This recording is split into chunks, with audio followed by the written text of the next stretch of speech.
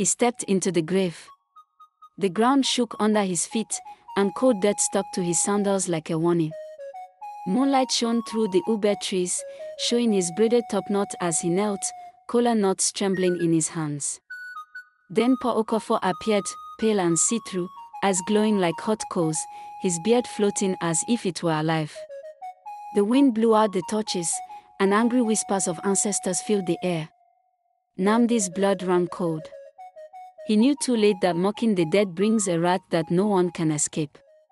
The village of Ojara was a small, tight-knit community nestled among the rolling hills and lush forests of Igbo land. The elders spoke of ancient customs and beliefs that bound them to the spirits of their ancestors. It was a place where the land was rich with stories, and where the villagers knew that the spirits of the dead watched over the living, guiding them in times of peace and punishing them in times of arrogance. When Pa Okafor, one of the oldest and most revered elders of the village, passed away, the entire village mourned. Pa Okafor had been a pillar of wisdom for many years. His stories of the spirits and the ways of the ancestors were passed down to each new generation. Yet, in the midst of the sorrow, there was one person who did not mourn, Nnamdi. Nnamdi was a young man, known for his arrogance and sharp tongue. He saw the passing of Pa Okafor not as a loss but as the end of an era that he felt was full of outdated traditions. What wisdom could an old man possibly have? Nnamdi scoffed. He was weak, and his time had come. The world is changing, and the old ways are nothing but foolishness. The village was silent at Nnamdi's words, but many exchanged uneasy glances. They knew the importance of respecting the elders, and worse still, the spirits of the dead. But Nnamdi laughed it off. To him, it was just superstition. As the village began preparing for Pa Okafor's burial, the air was thick with sadness. The women wept, and the men spoke in hushed tones, recounting the wisdom Pa Okafor had shared. But Nnamdi remained indifferent. He was busy gathering his friends around him, mocking the old man's life. The elder was nothing more than an old fool, Nnamdi said, his voice loud and mocking. What wisdom could he have when he could barely walk? He was weak, a burden on the village. Now that he's gone, we are free from his outdated beliefs. Some of the younger men who had admired Pa Okafor heard these words, and their faces turned pale. They had been taught from a young age to respect the dead, to honor those who had passed, and they knew that speaking ill of the deceased was forbidden. Don't say such things, Nnamdi, one of the men, Uche, warned. The spirits are watching, and they do not take kindly to disrespect. But Nnamdi just laughed. Spirits. Old stories to scare children. I am not afraid of them. The day after Pa Okafor was buried, strange things began to happen. Nnamdi had never been one to believe in superstitions, but when the first incident occurred, even he could not ignore it. It was late at night, and Nnamdi was resting in his hut, the sounds of the forest outside his window calming his thoughts. Suddenly, he heard a faint sound, like footsteps approaching. He quickly jumped up, his heart racing, but when he opened the door, there was no one there. Just the wind, Nnamdi muttered to himself, trying to dismiss the unease creeping into his chest. But the footsteps returned the next night, and the night after that. Each time, he would wake up to find nothing but empty darkness surrounding his hut. As the days passed, Nnamdi began to notice other strange things. His crops, which had been growing strong and green, began to wither. The fruits on his trees shriveled and fell prematurely, and his vegetables turned brown and dry. His livestock, once healthy and full of life, began to fall ill. His chickens refused to lay eggs, and his goats stopped eating. His farm, which had once been a symbol of his pride, now seemed to mock him with its slow decline. As Nnamdi's misfortune deepened, whispers began to spread through the village. The villagers, who had once admired Nnamdi for his intelligence and ambition, began to speak in hushed voices behind his back. They say the spirits are angry with him, said one woman. He mocked the elder, disrespected the dead. Now the spirits have come for him. I heard footsteps outside his hut last night, too, another villager murmured. It is the elder spirit, no doubt. He is angry, and Nnamdi will pay for his disrespect. Nnamdi overheard these whispers as he walked through the village, and they filled him with dread. The villagers, once friendly, now avoided him. Their eyes were filled with fear and suspicion, as though he were a danger to them. He began to feel the weight of their stares on him, their whispers trailing behind him like shadows. Nnamdi could no longer ignore the strange occurrences. He was afraid, but he refused to admit that his troubles might have anything to do with his mockery of the elder. One evening, in desperation, Nnamdi sought the wisdom of Nneka, the village's spiritual leader. Nneka had been known to have deep connections with the spirit world. She had lived for many years and had seen things that no one else had. Her eyes were sharp, and her knowledge of the spirits was unmatched. I have heard your cries, Nnamdi, Nneka said, her voice steady. You have broken an ancient rule. You have mocked the dead, and the spirits do not forgive such disrespect. Nnamdi hung his head in shame, but Nneka continued. To make peace, you must go to the grave of the elder, Pa Okafor. You must apologize, ask for forgiveness, and show true humility. Only then will the spirits lift the curse from you. Nnamdi knew he had no choice. The fear that had gripped him for days now felt like an unbearable weight. He packed a small bag and set out for the graveyard where Pa Okafor had been laid to rest. The journey was long and arduous, through thick forest and across streams, but Nnamdi was determined. As he walked, the fear that had begun as a whisper now felt like a loud, constant thrum in his chest. When he finally reached the graveyard, the air around him felt heavy, as though the spirits of the dead were watching him. The wind whispered through the trees, and for a moment, Nnamdi hesitated. But he knew what he had to do. Nnamdi knelt at Pa Okafor's grave, his hands trembling. The weight of the moment pressed down on him, and for the first time in his life, he felt truly small. Pa Okafor, Nnamdi whispered, his voice breaking. I was wrong. I mocked you when I should have respected you. I was blinded by my own pride, and now I see that I have brought this misfortune upon myself. Nnamdi's voice wavered as he continued, I ask for your forgiveness, and I beg the spirits to lift the curse. Please, release me from this torment. The wind rustled the leaves above him, and Nnamdi waited, feeling the silence stretch around him like an eternity. The air felt thick, and for a moment, he feared that the spirits would never forgive him. That night, for the first time in weeks, Nnamdi slept peacefully. The strange occurrences that had plagued him ceased. No footsteps echoed outside his hut, and when he awoke, he felt a strange calm. The crops that had withered began to revive. The vegetables grew green again, and the fruit on his trees ripened.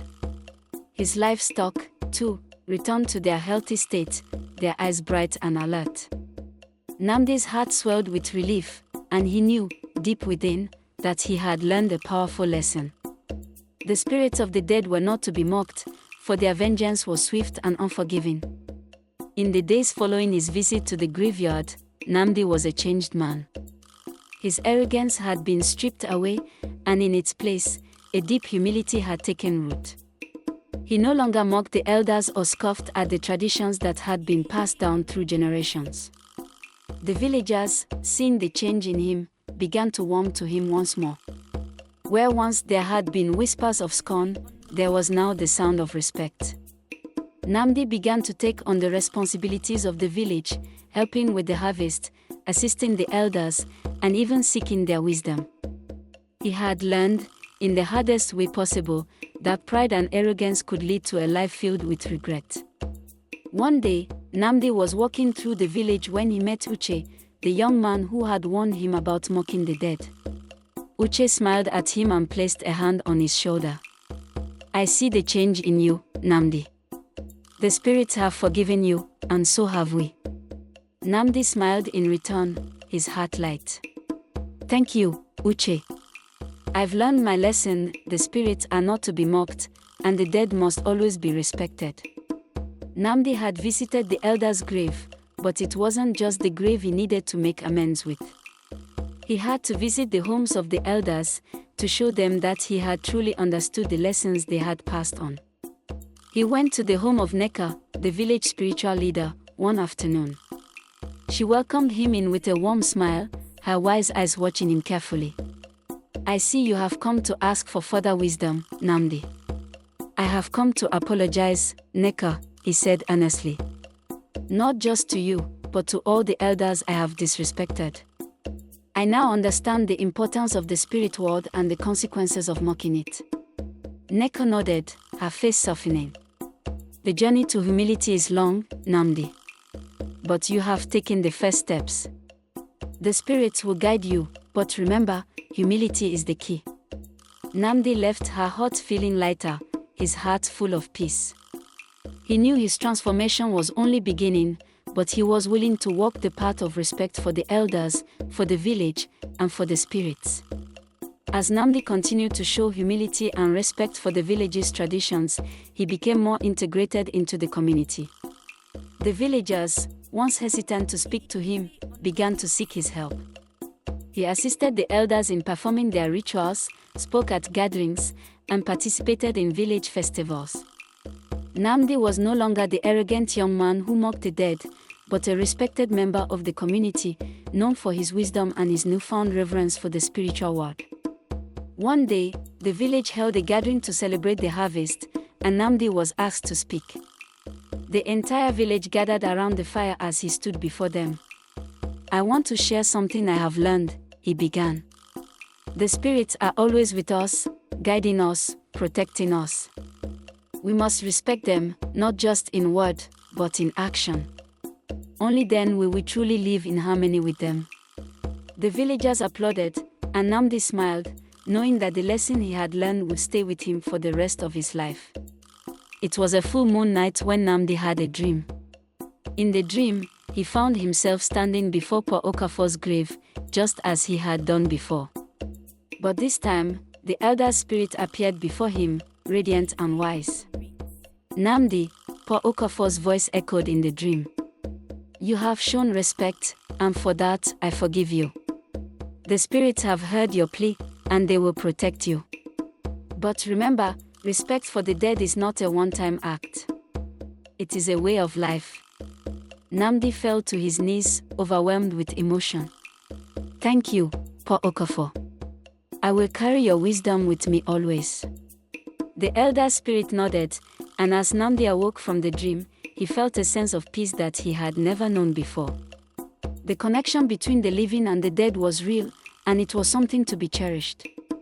As time passed, Nnamdi's life continued to flourish. His farm thrived once again, the crops abundant and the animals healthy. The villagers who had once distanced themselves from him now trusted him completely, and his reputation grew as a man who respected the ways of the ancestors. The village of Ojara began to prosper in ways it had not in years. The spirits, it seemed, were pleased with the harmony that had been restored. The harvests were bountiful, the children healthy, and the community united. Nnamdi, who had once been a symbol of defiance, now stood as a symbol of redemption. He walked alongside the elders, passing on the lessons of humility and respect to the younger generation. He taught them that the dead were never truly gone, they lived on in the spirits that watched over the living. As Nnamdi grew older, his wisdom deepened. He became one of the village's most trusted leaders, chosen by the elders to guide the village through times of difficulty. But it was not just his leadership that earned him respect, it was the humility with which he led. One day, as he sat in the village square, an old man came to him. "You have become a great leader, Nnamdi. I can see the change in you, and so can the spirits." Nnamdi smiled, his heart full. "It was not my doing. It was the lessons the spirits taught me, the importance of respecting the dead and honoring our ancestors. I only follow the path they have laid before us." The old man nodded, his face wrinkled with a smile. "May your path continue to be guided by wisdom, young leader." Years later, when Nnamdi had grown old and his hair had turned grey, the village of Ojora continued to thrive. The lessons he had learned, the importance of respecting the spirits and the dead, had become the foundation of the community. Nnamdi's children and grandchildren grew up knowing the value of humility, and the villagers passed the wisdom of the elders on to the next generation.